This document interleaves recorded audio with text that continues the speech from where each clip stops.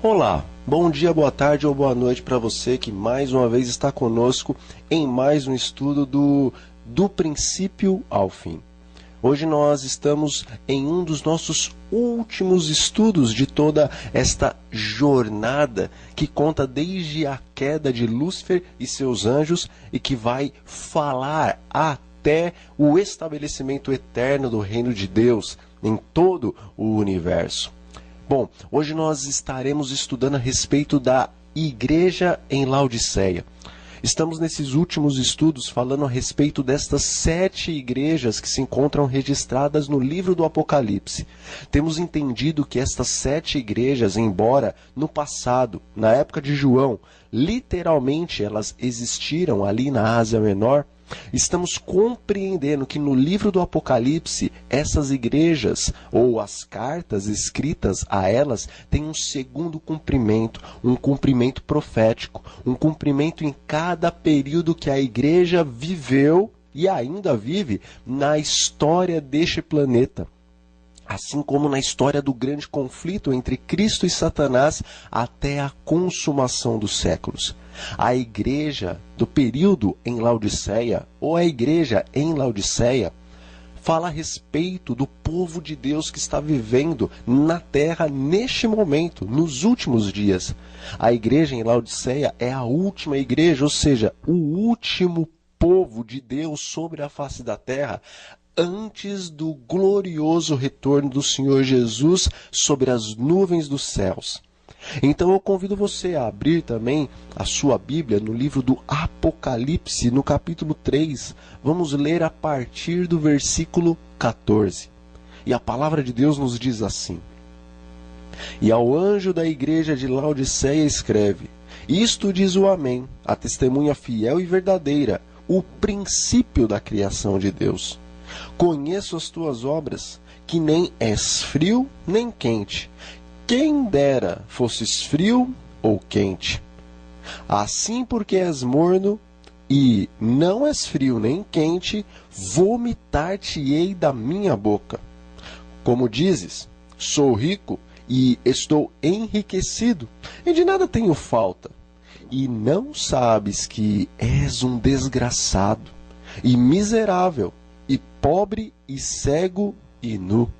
Aconselho-te que de mim compres ouro provado no fogo, para que te enriqueças, e roupas brancas para que te vistas, e não apareça a vergonha da tua nudez, e que unjas os teus olhos com colírio para que vejas. Eu repreendo e castigo a todos quantos amo. Seja, pois, zeloso e arrependa-se. Eis que estou à porta e bato. Se alguém ouvir a minha voz e abrir a porta, entrarei até ele, e com ele cearei, e ele comigo. Ao que vencer lhe concederei, se assente comigo no meu trono, assim como eu venci e me assentei com meu Pai no seu trono. Quem tem ouvidos, ouça o que o Espírito diz às igrejas. Estudamos que o período da igreja em Filadélfia foi um período curto, que vai de 1840 até 1844. Foi o período daquele grande movimento ao redor de todo o mundo, um movimento que esperava o cumprimento da profecia de Daniel, capítulo 8, versículo 14. Versículo esse que diz que após 2.300 tardes e manhãs, ou seja, profeticamente falando, após 2.300 anos o santuário seria purificado. Este foi um movimento que teve o seu foco, se assim eu posso dizer, nos Estados Unidos da América do Norte. Houve ali um grupo chamado Millerita, estes que foram guiados por Guilherme Miller, um homem muito estudioso da palavra de Deus e que também havia compreendido de maneira errônea, é claro, essa profecia das 2.300 tardes e manhãs. Este grupo, neste período de 1840 até 1844, proclamou a mensagem de Deus, a mensagem da breve volta do Senhor Jesus em todo o território dos Estados Unidos. Todavia, esta mensagem de que Jesus voltaria em 1844 não alcançou apenas os Estados Unidos, mas lemos, ouvimos relatos de que esta mensagem naquele período teve uma extensão mundial. Todo o mundo, naquele momento, ficou sabendo que o Senhor Jesus estava prestes a voltar. Todavia, nós vemos que na própria profecia do livro do Apocalipse fala a respeito de um período de uma grande decepção.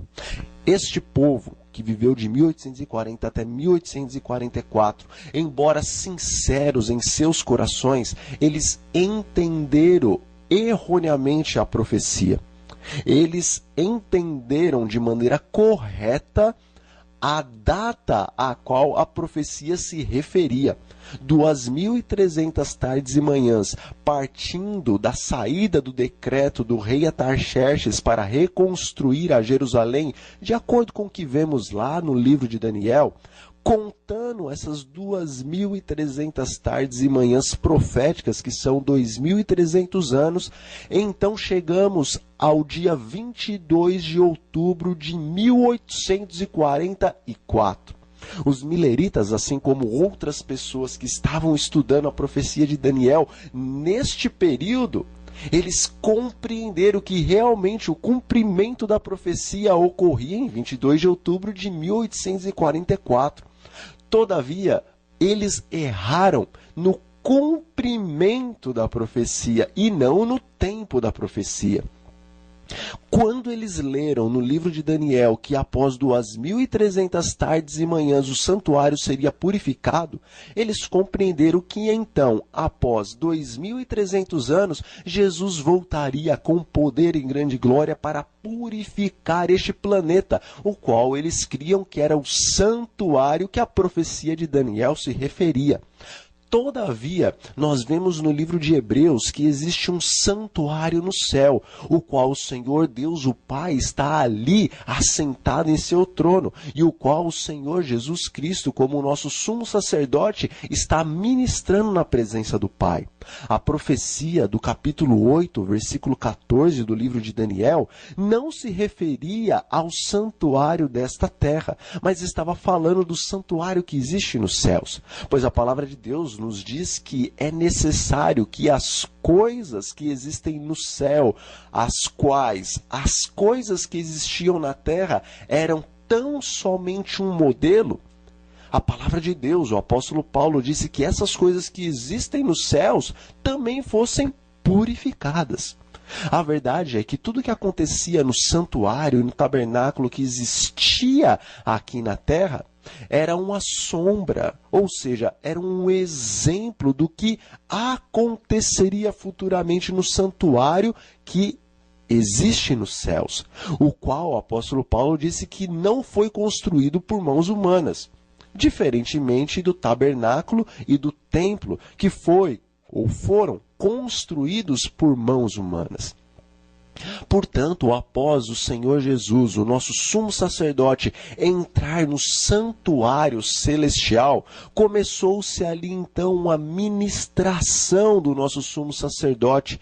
É claro, diferente do que ocorria aqui no santuário e no tabernáculo na terra, pois no céu as coisas são de maneira que nós ainda não podemos realmente compreender completamente.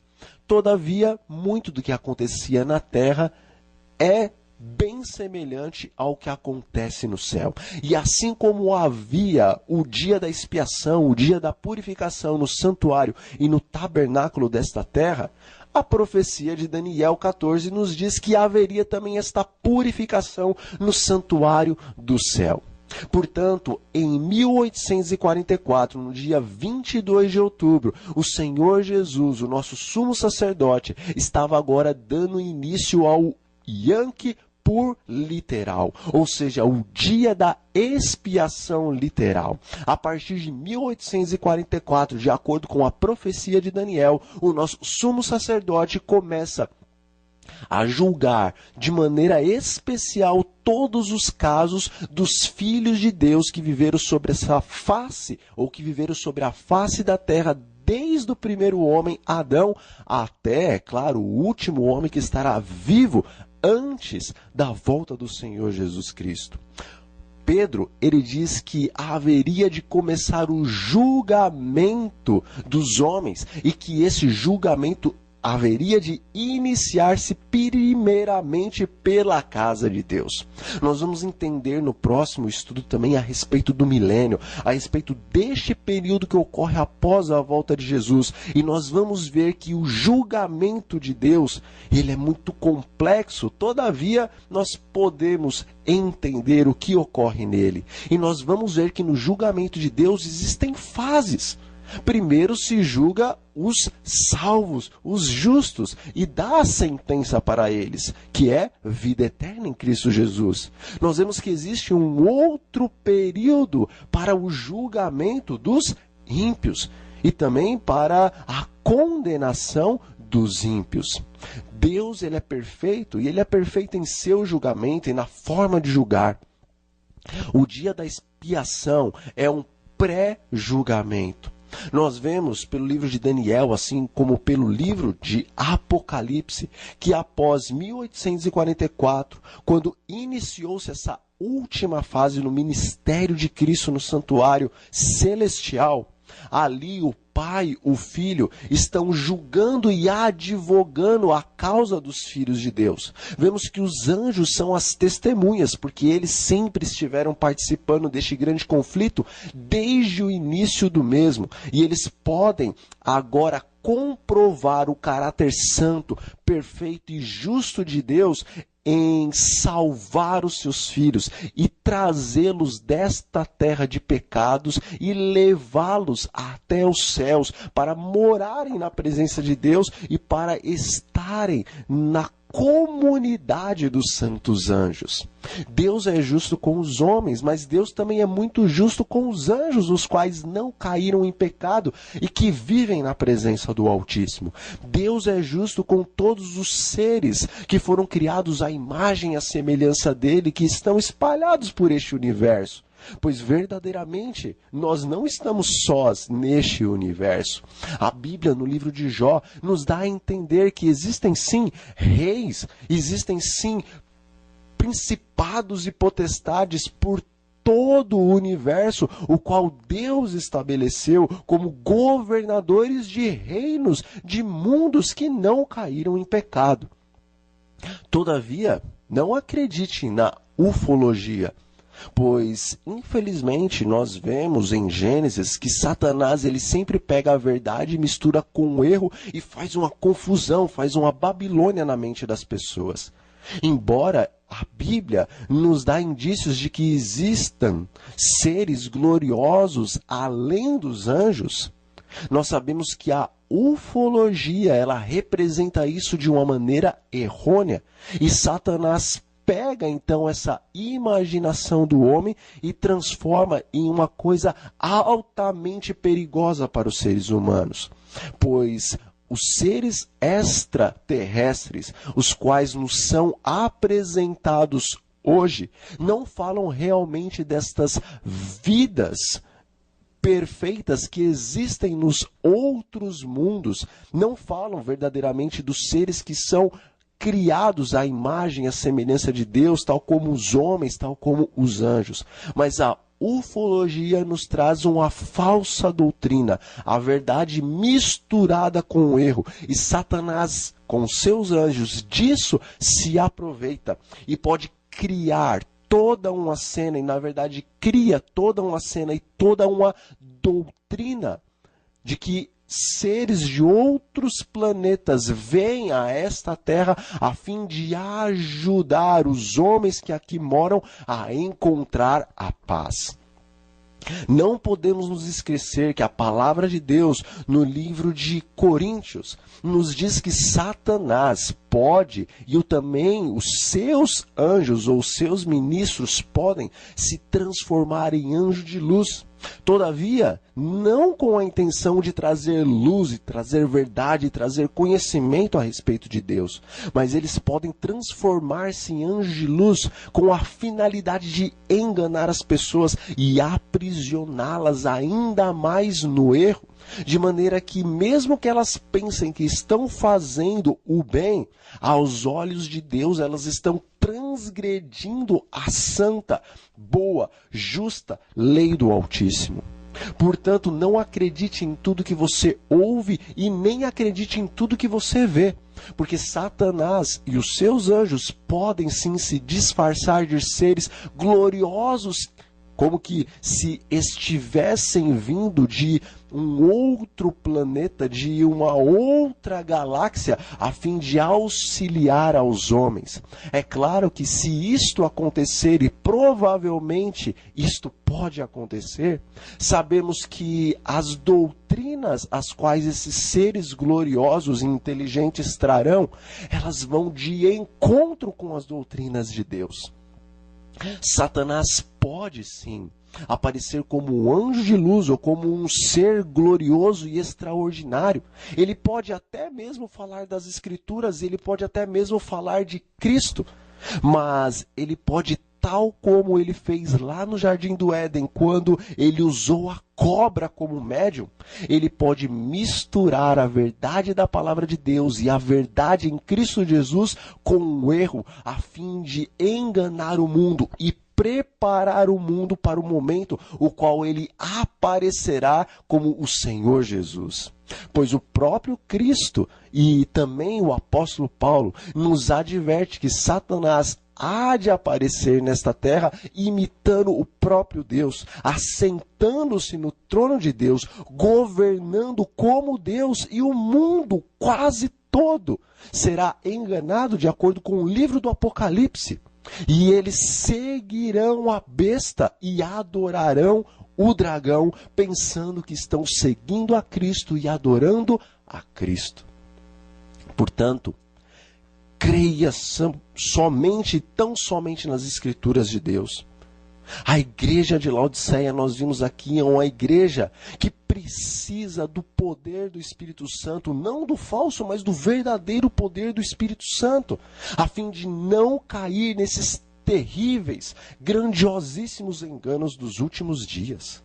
A palavra de Deus nos diz que tão grandes são os enganos dos últimos dias que, se possível fosse, Satanás conseguiria enganar até mesmo os escolhidos de Deus, aqueles que possuem nos últimos dias o selo do Altíssimo. Nós vemos que nos últimos dias os servos de Satanás, ou o próprio maligno com seus anjos, farão com que fogo desça dos céus à presença dos homens. Lembre-se do caso de Elias, naquele conflito com os sacerdotes de Baal. Naquele período, Elias pediu que eles erigissem um altar e que colocassem ali o seu sacrifício e que orassem ao seu Deus, Baal, para que este enviasse fogo sobre o sacrifício. Pois Elias tinha proposto que o Deus que enviasse fogo dos céus, esse seria verdadeiramente Deus diante dos homens. Nós vemos na história que os profetas de Baal passaram a manhã inteira e foram até a tarde orando e clamando e gritando ao seu Deus Baal e se autoflagelando. Mas o Senhor Deus não permitiu que Satanás se manifestasse e que enviasse fogo para consumir aquele sacrifício, aquela oferenda, a qual os sacerdotes de Baal estavam, na verdade, oferecendo para Satanás, que é o próprio Baal. Mas vemos que quando o profeta Elias orou, uma oração curta, objetiva, Deus enviou fogo dos céus e consumiu o sacrifício o qual Elias estava oferecendo ao Senhor. Não apenas o sacrifício, mas consumiu o altar, consumiu a água que ele tinha jogado sobre o altar. Todavia, nós vemos que nos últimos dias Deus vai permitir que algo aconteça, que é muito semelhante ao que aconteceu no passado. Mas nós vemos agora que Deus não vai restringir o poder do maligno. Porque lá no passado Deus impediu que fogo descesse dos céus, pois infelizmente Satanás possui este poder. Mas agora, em nossos dias, Deus não vai restringir este poder de Satanás, mas ele vai permitir que Satanás faça com que fogo desça dos céus à presença dos homens para enganar, para ludibriar todos aqueles que não estão firmados na palavra de Deus. Nesses últimos dias, no tempo e no período da igreja em Laodiceia, nós não podemos confiar em emoções. Nós não podemos confiar em manifestações de poder sobrenatural, pois a palavra de Deus nos fala desses terríveis enganos, os quais irão acontecer, mas que já estão, numa medida um pouco menor, acontecendo em todo o nosso mundo, em nosso país nós vemos isso. A verdade é que o período da igreja em Laodiceia é um período soleníssimo. Todavia nós vemos que o povo de Deus neste período, ele está sonolento. Não é um povo que se apostatou da verdade e agora está frio espiritualmente. Vemos na palavra, lemos aqui que Deus prefere que o seu povo esteja ou frio ou quente. Porque se o seu povo está frio, se o seu povo está longe dos caminhos de Deus, se o seu povo apostatou, ainda é possível que o Espírito Santo de Deus fale ao coração dessas pessoas, levem estas ao arrependimento, e dessa maneira elas podem voltar cheias de zelo para a casa de Deus, e assim, com zelo santo, podem então proclamar a verdade de Deus para os últimos dias, a fim de salvarem muitas almas para Cristo Jesus. Todavia o povo de Deus não está frio. O povo de Deus, desses últimos dias, ele gosta de igreja, ele gosta de ir à igreja. Mas o Senhor diz aqui em sua palavra que este povo não está quente, ou seja, esse povo não tem verdadeiramente o Espírito Santo de Deus, pois eis que João Batista diz o seguinte: olha, eu vos batizo com água para remissão de pecados, para purificação desses vossos corações pecaminosos. Mas eis que vem um depois de mim, muito mais poderoso do que eu, o qual eu nem sou digno de desatar-lhe as sandálias dos pés, o qual eu não sou digno nem sequer de ser o seu servo, pois desatar as sandálias dos pés era serviço de servo. E João Batista, aquele que Jesus disse que foi o maior dentre os homens nascidos de mulher, ele, com suas palavras, em santa humildade, declara que ele nem sequer era digno de ser considerado servo de Cristo. Ele disse que aquele que viria após ele não batizaria apenas com água, esse batizaria com fogo e com o Espírito Santo. O fogo do Santo Espírito. Um fogo que não é estranho. Este, meu irmão e minha irmã, ele consome os pecados que existem em teu coração e em meu coração, em tua mente e em minha mente. Este fogo do batismo do Espírito Santo, ele dá poder para nós amarmos, para sermos bondosos, para sermos benignos. Ele nos dá poder para sermos temperantes em todas as coisas. Ele nos dá poder para proclamarmos a mensagem de Deus com calor, com zelo, com fervor. Cristo disse que o povo dos últimos dias, o povo da igreja em Laodiceia, ele não é quente, ele não tem verdadeiramente o poder do Espírito Santo, mas ele é um povo morno.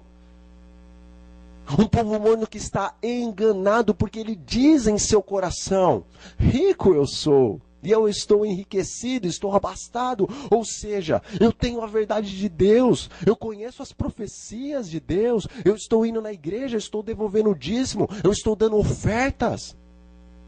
Eu sinto a presença do Senhor, eu falo em línguas estranhas, eu faço obras de caridade.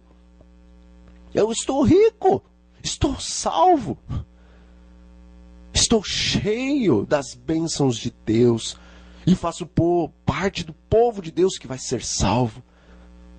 É isso que o povo de Deus nos últimos dias pensa em seu coração, em sua mente. Mas a palavra de Deus fala que nós somos desgraçados, miseráveis, pobres, cegos e nus. Aqui não está falando de bênçãos materiais, meu irmão e minha irmã. Aqui está falando de bênçãos espirituais. O povo de Deus dos últimos dias é um povo religioso, sim, é um povo que vai para a igreja. E a igreja do povo de Deus dos últimos dias cresce, sim. Pessoas estão entrando dentro da igreja de Deus, as igrejas estão ficando abarrotadas, as fileiras estão aumentando. Todavia o Senhor diz que este povo é um povo morno, não tem o poder, não tem o fogo verdadeiro do Espírito Santo. O Senhor Deus deseja que a sua igreja dos últimos dias seja verdadeiramente quente, ardente, em boas obras, em zelo para com o Altíssimo. Vemos que na maior parte das igrejas de hoje existe a doutrina do batismo do Espírito Santo. Vemos que as pessoas entram dentro da igreja e ali existe uma emoção, uma comoção, um poder o qual vai tomando conta dos corações das pessoas. Algumas caem no chão, outras gritam, outras falam em línguas as quais não se pode compreender, estranhas até ao próprio Deus. Coisas tremendas acontecem e quando acaba o culto, passa. Isso não é o verdadeiro poder do Espírito, meus irmãos. Satanás, infelizmente, é um ser muito inteligente. Os seus anjos também são seres, infelizmente, muito inteligentes. Eles sabem que os filhos de Deus, os que se dizem filhos de Deus, nesses últimos dias são mornos. E ele se aproveita deste estado espiritual, dessa mornidão espiritual dos filhos de Deus para enganá-los. E para colocá-los em uma situação a qual eles pensam que estão cheios do Espírito Santo, quando na verdade eles estão cheios de um espírito estranho, o qual não os levam a uma verdadeira santificação, a qual os servos de Deus precisam urgentemente ter nesses últimos dias. Vemos pessoas religiosas, mas não vemos verdadeiramente pessoas convertidas. Vemos um mundo religioso que está convencido e que está mergulhado em um mar de falsidade espiritual, o qual Satanás com seus anjos criou para enganá-los. Estão se afogando sem perceberem. Lembre-se que a palavra de Deus fala dos enganos dos últimos dias. Se possível fosse, até os escolhidos, os eleitos, os selados de Deus seriam enganados. Lembre-se que a palavra de Deus fala que nos últimos dias deste período da igreja de Laodiceia, muitos haveriam de dizer ao Senhor quando este aparecesse nas nuvens dos céus: ora, Senhor, mas nós não temos profetizado em teu nome. Não é em teu nome que nós temos feito muitas curas, milagres. Nós temos expulsado demônios. Alguns, acrescento eu, dirão o seguinte: nós temos falado em línguas estranhas em teu nome. E o Senhor dirá abertamente: apartai-vos, afastai-vos de mim, vós malditos para o fogo eterno. Afastem-se de mim, vocês que transgridem a minha lei, eu não vos conheço. Eles fizeram todas essas coisas em nome de Jesus, mas não era Jesus que dava o poder para eles fazerem essas coisas. Eles estavam sob o engano de Satanás, sob o engano do poder das trevas. Pois o inferno hoje está como que convertido, porque o inferno entende que se não pode vencê-los, una-se a eles. E o diabo e os seus anjos estão se unindo à igreja. Não para salvar almas, mas para fazer um falso cristianismo, a fim de que as pessoas pensem que estão salvas, quando na verdade estão dentro da igreja, mas os seus corações continuam no mundo e continuam sendo amantes do próprio eu. E estão se curvando muitas vezes não diante do verdadeiro, mas do falso Cristo. O diabo fez muitos martírios na Idade Média por intermédio da Igreja Católica. E ele viu que cada mártir sincero que proclamava a verdade de Deus, que morria, o sangue desses mártires era como que semente, e outros verdadeiros e zelosos cristãos apareciam no lugar daquele que morreu. Para cada mártir, nós vemos que 10 novos cristãos sinceros apareciam. Satanás viu que essa tática do martírio não dava muito certo. Pelo contrário, então ele mudou de estratégia. Ele convenceu os homens a servirem um falso Deus, a terem uma falsa religião e acharem que estão salvos, santos, selados, ricos das bênçãos de Deus e ricos do Espírito de Deus. Ele falsificou o poder do Espírito Santo. Quando nós vemos os cultos tribalistas, quando nós vemos os cultos a falsos deuses, quando nós vemos os cultos espiritualistas, principalmente das religiões que vêm da África, e comparamos com o que acontece dentro da igreja em nossos dias, vemos que não há diferença. É a mesma coisa, as mesmas línguas, as mesmas ações, as mesmas danças, os mesmos tambores, os mesmos ritmos, as mesmas ações, as mesmas gritarias, meus irmãos. Se possível fosse, enganaria até os eleitos, diz a palavra de Deus. Muitos naquele dia hão de dizer: Senhor, Senhor, não fizemos todas essas coisas em teu nome? E ele lhes dirá: eu não vos conheço. Porque em sua insinceridade, Satanás se aproveitou dessas pessoas. E na verdade foi o próprio inimigo que deu este poder estranho para elas, para crerem que estão na verdade, quando na verdade estão no erro. Estão sinceramente em seu erro. Mas nem por causa disso serão salvas, porque elas tinham a palavra de Deus. E elas podiam pedir o verdadeiro poder do Espírito Santo para compreender a palavra e as profecias e entenderem que o que está na maioria das igrejas hoje não é a verdade, mas sim o erro misturado com a verdade. Oh, meu irmão e minha irmã, meu amigo e minha amiga, a palavra de Deus nos diz que Ele está à porta e bate. Se você e se eu ouvirmos o Senhor nos chamando do lado de fora da porta dos nossos corações, Ele diz a esta igreja dos últimos dias que Ele, se você e eu abrirmos a porta dos nossos corações, Ele vai entrar em nossa vida. Como um amigo chegado, Ele vai ceiar conosco. Na cultura daqueles dias que foi escrito o livro do Apocalipse, uma pessoa que ia na casa do outro e ceiava, e comia, almoçava, jantava, tomava de jejum com outra pessoa, era um amigo muito chegado. Ou então alguém que viraria, se transformaria um amigo da família, uma pessoa importantíssima naquela casa. É isso que o Senhor Jesus está oferecendo para a igreja do período de Laodiceia, para o povo de Deus neste último período, antes da volta de Cristo.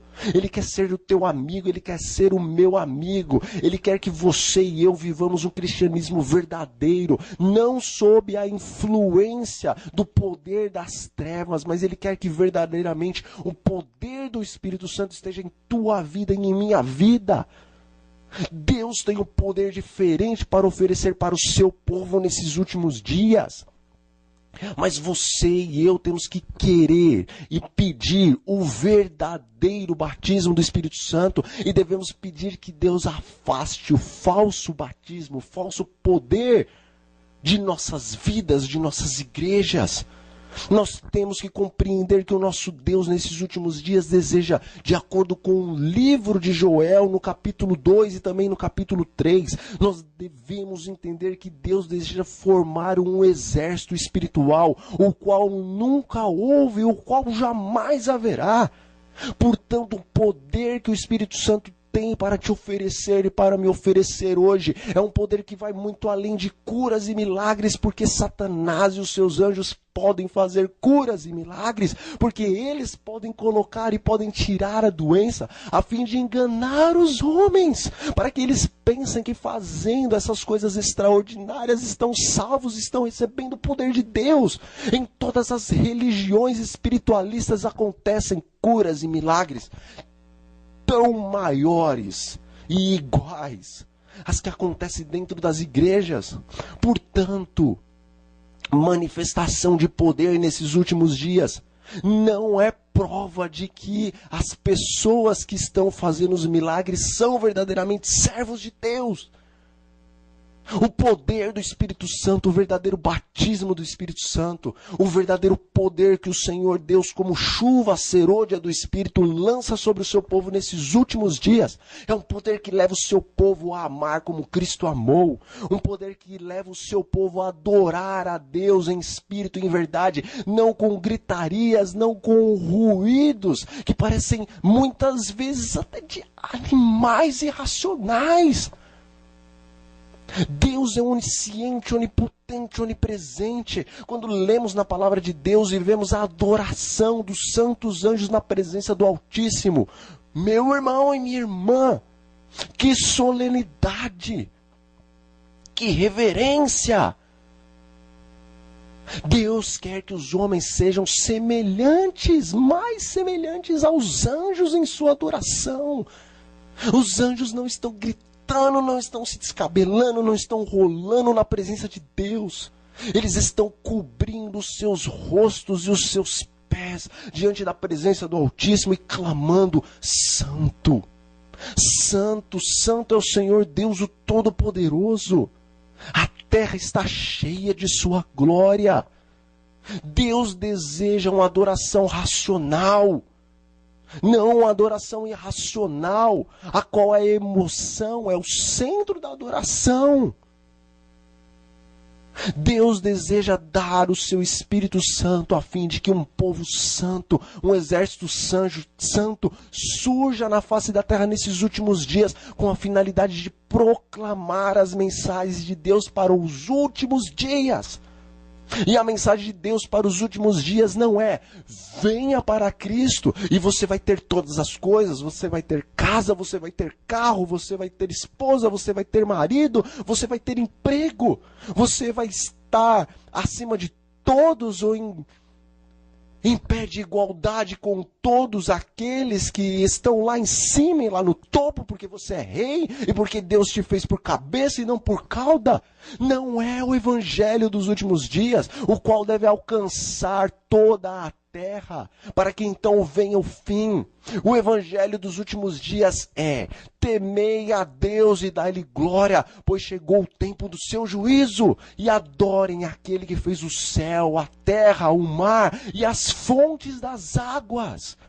O evangelho de Deus dos últimos dias está dizendo explicitamente que nós não devemos adorar ao homem e a inteligência do homem, não devemos nos curvar às coisas deste mundo, mas devemos voltar à adoração a Deus, aquele que criou o céu, a terra, o mar e as fontes das águas, de acordo com o que está no livro de Êxodo, no capítulo 20, no 4º mandamento de Deus. O povo de Deus nos últimos dias entende que a lei de Deus, a qual no Monte Sinai foi escrita em tábuas de pedra, simbolizando eternidade, que fora escrito pelos dedos de Deus, simbolizando imutabilidade. O povo de Deus nos últimos dias entende que Daniel, capítulo 7, versículo 25, fala de um poder, o poder romano, o qual lançou a verdade dos 10 mandamentos de Deus no ano de 321 e 364 depois de Cristo, ao chão e prosperou. O povo de Deus nos últimos dias entende que a lei de Deus foi pisada pelo poder romano e por todo o mundo. E nesses últimos dias, o povo de Deus nos últimos dias levanta o estandarte da verdade e mostra que devemos temer a Deus, aquele que criou o céu, a terra, o mar, de acordo com o quarto mandamento. Ou seja, o povo de Deus mostra que todos os mandamentos de Deus estão vigorando, inclusive o quarto mandamento, o mandamento o qual Deus ordena que devemos adorar Ele de uma maneira especial no dia do sábado, porque Ele estabeleceu o sétimo dia da semana, a fim de que todos os seus filhos que moram sobre a face da terra reconheçam que Ele é o soberano do universo, o qual fala e a sua palavra forma todas as coisas. Todo o céu, a terra, mar, as fontes das águas foram formadas pela palavra do Altíssimo. E o povo de Deus nos últimos dias reconhece isso e proclama ao mundo: temam a Deus, dá-lhe glória e louvor ao Rei do Universo, o qual fez o céu, a terra, o mar, as fontes das águas, e que pede para você e eu repousarmos para adoração no sétimo dia da semana. Pois eis que Isaías, o profeta, nos diz que na nova terra e no novo céu, o sétimo dia, o qual foi estabelecido lá no princípio da criação de Deus, este continuará vigente por toda a eternidade. O povo de Deus dos últimos dias, a igreja de Deus, o verdadeiro remanescente dos últimos dias, Laodiceia, que quer dizer povo do juízo. O povo de Deus nos últimos dias diz que Babilônia, a grande confusão, a mistura da verdade com o erro, o catolicismo, o protestantismo, todas as religiões espiritualistas, o ateísmo, Babilônia, a confusão. Confusão caiu, está caído diante dos olhos de Deus. Todas as religiões que misturam a verdade com o erro estão caídas. Está chegando o tempo de Deus dar do vinho, do cálice da sua ira para a Babilônia.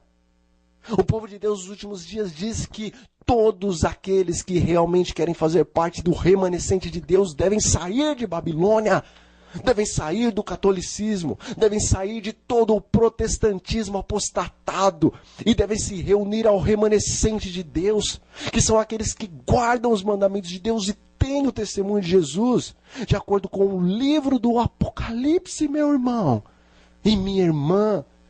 O povo de Deus nos últimos dias não tem uma mensagem de poder e dinheiro e de coisas que são deste mundo. Pelo contrário, a mensagem de Deus, através do seu povo, nesses últimos dias é uma mensagem forte e poderosa que levanta perseguição contra o povo de Deus. Pois o livro do Apocalipse fala que nesses últimos dias haverá uma grande e última perseguição do poder romano e do poder protestante apostatado sobre o povo de Deus. Pois os falsos religiosos estarão sob a influência do poder do dragão, como aconteceu na Idade Média, para destruir o verdadeiro remanescente. Meu irmão católico, meu irmão pentecostalista, meu irmão que está no espiritismo, meu irmão do candomblé, meu irmão que está em outras religiões que não são cristãs. Deus conhece o teu e Deus conhece o meu coração. Ele conhece a tua sinceridade. Ele sabe que você está servindo sinceramente, mas você ainda está em Babilônia. Você ainda está na confusão. Você ainda está na religião que tem o erro misturado com a verdade. E Deus não pode nesses últimos dias salvar você e usar você se você não conhece toda a verdade. Deus está te chamando: saia de Babilônia, saia da confusão, venha para o povo remanescente de Deus, una-se àqueles que guardam os mandamentos de Deus e têm o testemunho em Jesus. Dê a última mensagem ao mundo, faça parte desse grande exército de Deus, como no livro de Joel nos apresenta. Um exército perfeito que marcha perfeitamente e que a glória de Deus repousa sobre eles e que o Senhor Deus vai adiante deles para eles pregarem a mensagem do Senhor nesses últimos dias. Venha para o verdadeiro exército do Senhor.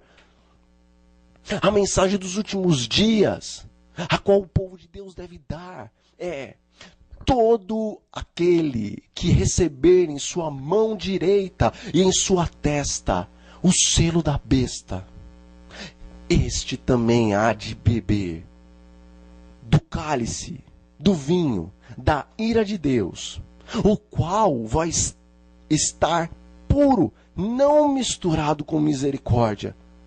Todos aqueles que receberem a marca, o selo da besta, hão de beber deste cálice e serão atormentados ainda com fogo e também com enxofre, na presença de Deus e na presença do Cordeiro e na presença dos anjos de Deus. Esta é uma mensagem que desperta perseguição. Esta é uma mensagem dura. Mas Deus deseja que o seu povo dê essa mensagem, porque chegou a hora. A hora é agora. Você que está aí fazendo grandes planos para um futuro distante, eu quero te dizer, com a autoridade do poder do Espírito Santo, o qual Deus me concede, que você faz parte da última geração e que a maioria dos seus planos não hão de se realizar, porque nós estamos nos últimos instantes da história deste mundo. Deus não está pedindo que você abandone tudo e que como um louco não trabalhe mais e que não faça coisa alguma.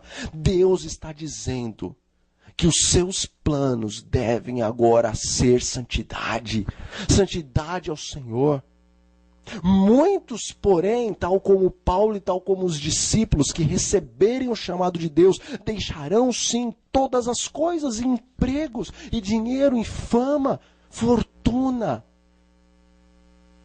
e entrarão no exército do Senhor para serem soldados fiéis, zelosos, santos e também perseguidos, e muitos desses serão mártires, como o próprio apóstolo Paulo. Ei, você, desperta, acorda, chegou a hora. O povo de Deus que devia estar clamando, que chegou a hora, está dormindo. E por isso o Senhor está enviando as pedras para testemunharem, para testificarem de que o Senhor está retornando a este mundo. As rochas, as placas tectônicas estão constantemente afirmando e reafirmando que o Senhor da glória está perto. Ei, você, abre os ouvidos. Escuta já o som da trombeta, o clangor da trombeta, anunciando que o Rei Divino está voltando para resgatar aqueles a quem Ele tanto ama, a ponto de dar a sua vida e derramar o seu sangue na cruz do Calvário, para que eles possam viver eternamente em sua presença, em sua companhia. Pois eis que o teu Deus e o meu Deus disse o seguinte: não entristeça o vosso coração. Creia em Deus, creia também em mim. Olha, na casa do meu Pai existem muitas moradas. E se não fosse assim, eu teria dito a vocês. E que saber de uma coisa, eu vou voltar para lá. Eu vou voltar para lá, eu vou preparar um lugar para vocês. E depois que eu preparar um lugar para vocês, uma posição tremenda no meu reino eterno e glorioso, então eu vou voltar. E quando eu voltar, eu vou voltar para buscar vocês. Para que então aonde eu estou, estejais vocês, para sempre comigo. Vós que sois a geração eleita, povo escolhido, santo sacerdócio do Senhor, vós que proclamam a glória do Senhor por toda a terra. Eu tenho um lugar para vocês no meu reino, porque vocês foram fiéis no pouco, nesta vida aqui que não é a vida verdadeira. Então agora eu vou colocar vocês no muito. Vou colocar vocês, igreja de Laodiceia, povo do juízo, homens e mulheres, santos de Deus dos últimos dias. Eu vou colocar vocês na presença do Pai. Vocês vão ser sacerdotes e vocês vão ser reis. Na presença do Deus Altíssimo. A sombra do Onipotente eternamente vai cobrir vocês. Talvez Abraão, Isaque e Jacó vão olhar para vocês com espanto, dizendo: este é o povo dos últimos dias. Nós teremos uma bênção maior do que a bênção dos nossos pais espirituais, os primeiros a serem chamados, nós os últimos a sermos chamados. Receberemos, por causa do amor de Deus, da misericórdia do Altíssimo, uma posição a qual as nossas mentes não conseguem compreender. Porque nesses últimos dias passaremos por uma experiência a qual os primeiros pais não passaram. Teremos um conhecimento tão profundo do Altíssimo. Receberemos em nossos corações, em nossas mentes, um caráter tão semelhante ao caráter do Eterno, que estaremos numa posição talvez maior do que a posição que os santos anjos recebem hoje. Isso não é para você se orgulhar, isso é para você se curvar diante de Deus e dizer: obrigado, Senhor. Obrigado. O Senhor Jesus disse que muito maior alegria há em uma ovelhinha, ou seja, em um pecador que se arrepende, do que na multidão de seres os quais não precisam de arrependimento. Jesus, quando estava falando, ou quando estava dizendo aquela parábola da ovelha perdida, ele estava se referindo aos anjos e aos mundos, os quais ele deixou no aprisco, os quais não haviam caído. Ele estava falando que as suas 99 ovelhas, ou seja, os seus seres inumeráveis, os quais não caíram em pecado, ficaram no céu por 33 anos, mas ele desceu em busca da ovelha perdida, em busca deste mundo, com a Bíblia fala que todos que moram aqui pecaram e carecem da glória de Deus. Nós somos a única ovelha perdida do universo. Deus disse que existe muito maior alegria diante de Deus e na presença dos anjos por esta ovelha. Durante toda a eternidade, Pai, Filho, Espírito Santo, todos os anjos, todos os mundos não caídos, todos os seres não caídos vibrarão, exultarão, se alegrarão pela salvação de Deus aos homens. Quer fazer parte? Deixa de ser um morno. Deixa de querer esse poder falso e estranho. Peça e receba o verdadeiro poder do Espírito Santo e proclame a verdade de Deus para esses últimos dias. Eis o convite. Se hoje ouvirdes a sua voz, não endureçais o vosso coração. Abre a porta desse coração. Jesus vai entrar hoje em tua vida. Vai fazer um milagre, uma purificação no teu coração, no teu ser. Peça o verdadeiro batismo do Espírito Santo, meu irmão e minha irmã. Afaste-se desse falso batismo que vai te levar à perdição. Fale a língua do céu, a língua do amor. Deixe essas línguas estranhas. No capítulo 2 do livro de Atos, as línguas estranhas ali era porque eram de outras nações. Os discípulos precisavam proclamar a verdade de Deus naquele momento e eles só falavam a língua deles. Eles eram camponeses ali da Galileia. Como que eles iam pregar para judeus e para homens que eram de outras nações, falavam línguas estranhas a eles? Então o poder do Espírito veio sobre eles de maneira que eles falavam em suas línguas e as pessoas ouviam nas suas línguas maternas. Isso é tão fácil de compreender. E quando era necessário, eles iam para outros países, eles iam para outras civilizações e Deus colocava na língua deles o falar daquela outra nação. Era uma língua estranha a eles, uma língua estrangeira. Mas naquela época Deus precisou dar este dom. E nessa época também. Mas aqui a palavra de Deus não fala de nenhuma língua que é incompreensível aos homens. Pelo contrário, Paulo fala que se alguém entrar na igreja e ver todo mundo falando em língua estranha, não vão pensar: ah, são loucos. Paulo não disse que é muito melhor falar 5 palavras na nossa própria língua do que falar 1000 palavras em línguas estranhas. E ele nem estava falando dessas línguas estranhas. Ele estava falando do verdadeiro poder daquele tempo, que eram línguas estrangeiras. Quanto mais vão achar loucos os que entrarem na igreja e vermos nós falando línguas que na verdade se falam no espiritismo, nas religiões africanas. Eu sei que você sente poder quando você fala essas línguas. Eu sei que você sente algo queimar dentro de você. Mas lembre-se que o diabo nesses últimos dias aparece como anjo e enganará a muitos, porque a palavra de Deus nos diz que o mundo inteiro vai seguir a besta e o dragão.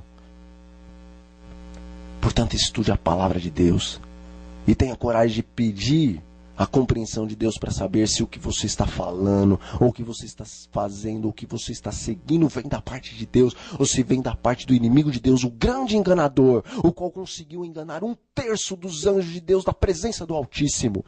Você se acha muito inteligente, meu irmão e minha irmã?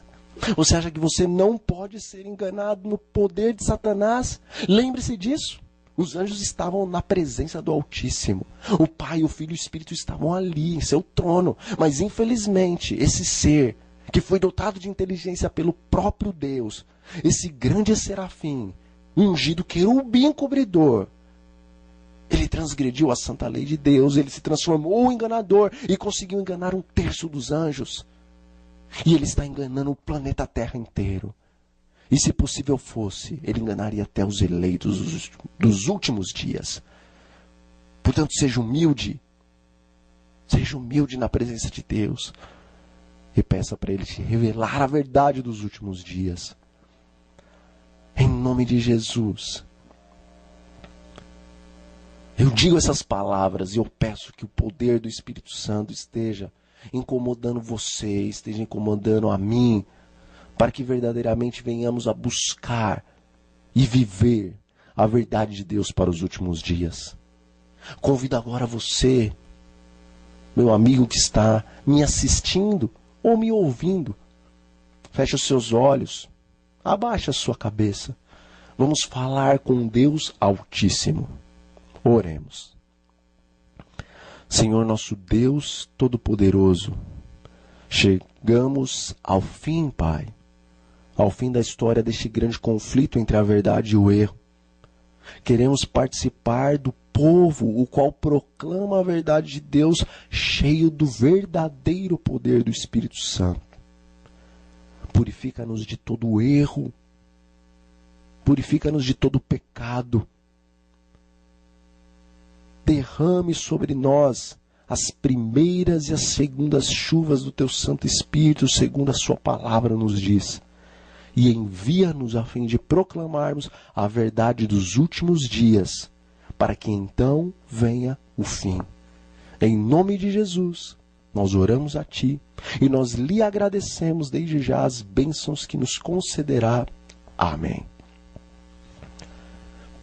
Foi um prazer estar com vocês em mais um estudo do princípio ao fim.